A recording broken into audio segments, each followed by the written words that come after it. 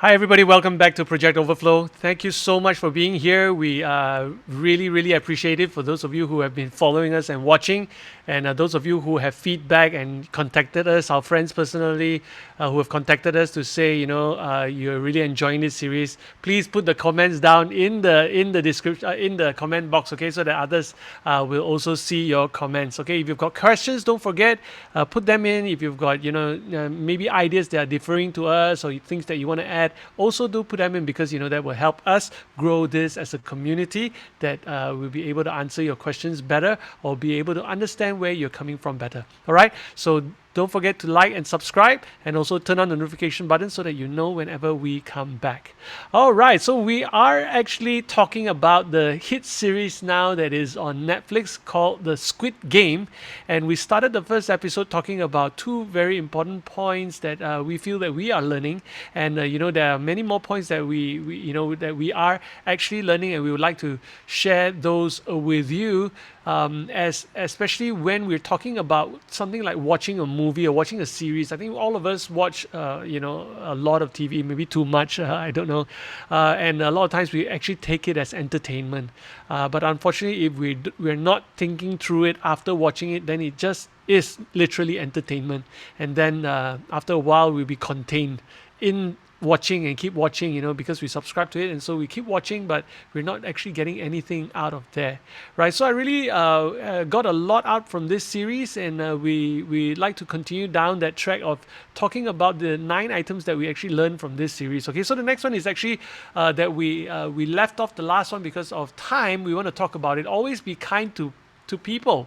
I think that is one very instinctive, yet we have learned socially not to participate in it, especially when we're living in an urban situation. A lot of us don't even know who our neighbors are. Less getting to talk with them. We don't even know who they are. In fact, when we get into an elevator, how many of us actually speak to the people or even say hello or good morning? I don't know about you. So, what do you do that? It's very interesting where I stay because the part in this is a gated, right? It's a gated community, and it's divided into two sections, A and B. So the site that I live in is we're very community based, so we know each and every one of my neighbors' name, kids, where they what they do, and we do activities together, meaning that we will have a jog or even walk and talk to each other. And the interesting part is the other side of the of my gated community, which is the B side. We don't really see that interaction because when I run to the other side as well, and it feels very cold and isolated. And yeah, it's sad to see, even though we stay in the same community, but there's different culture. And for Right. me, I think it's just up to, we just need somebody to start that, right? And even in Squid Game, what I realized is in the first game where the green light and red light, you just need one person to cause chaos, and everyone else just follow. And yeah, and I think also, if I'm not mistaken, because I didn't watch the whole thing, but I also think that uh, at the start people were helping each other, one another, teaming up, and then you just need another person who come in to just pit people against each other, and that's where the violence start, right? Yeah. So yeah, of course, there's this head of the gangster guy who put this, yeah, so that's where chaos starts to happen. Yeah, I think another few points that I picked up from it was the foreigner who don't live in the land, is actually more friendly than the rest, right? Very has gratitude. In fact, right, has more gratitude than everyone else that was in there. And another thing was that it really only takes one conversation, right? When you're kind, and kindness doesn't always mean having a conversation, but kindness means to lend a helping hand, and I think that actually breaks more walls than anything else. So if we can be kind, if we can leave the door open, or we can help out, I think that is something that we do too little of. We take care of ourselves too much and too little of the other people.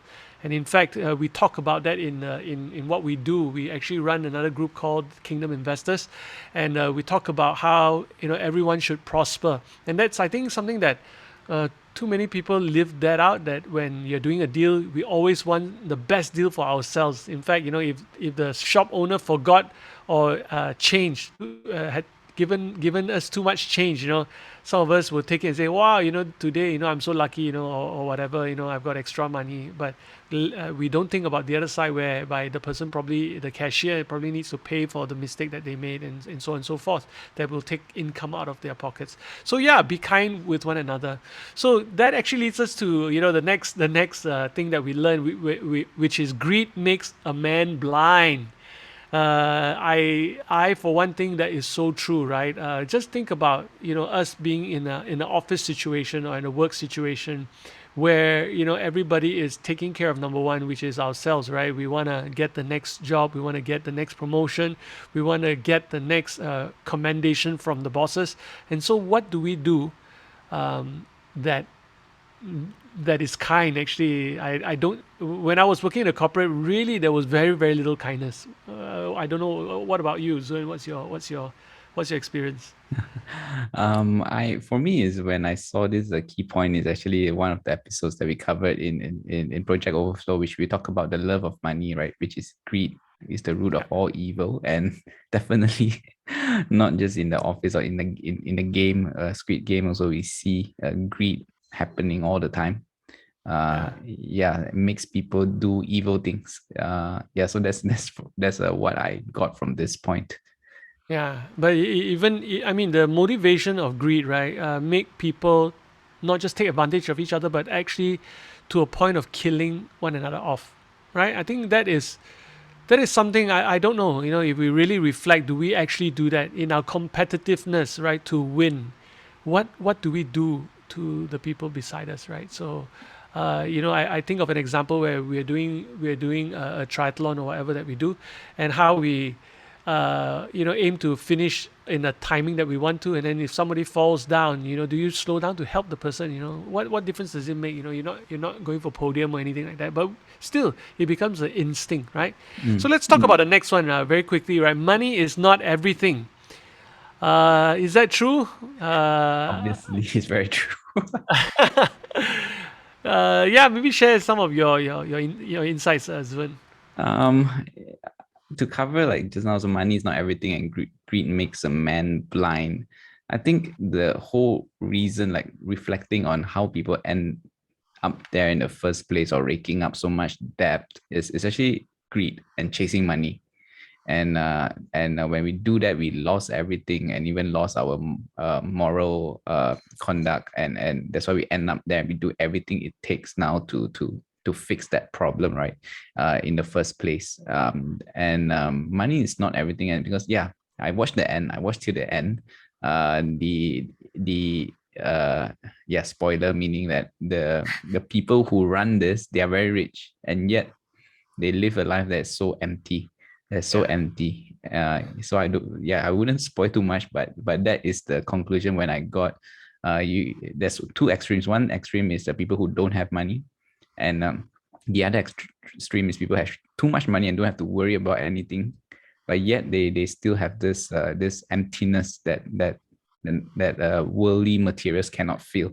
That's why there's also the game masters and the people who funded all this, right, for their own entertainment purposes, and that's why also there's people who participate. So yeah, that's my take on it. Yeah, and I just wanted to linger just for another minute or so here, is that really, I like what you said about the people that were poor, that didn't have. Uh, the problems that they have are actually the same problem that people that actually have a lot of it.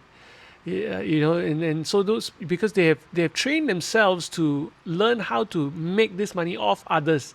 And so that training now, even when they have achieved that, really, really, the top 1%er, so to speak, and yet they still feel as empty and still are longing.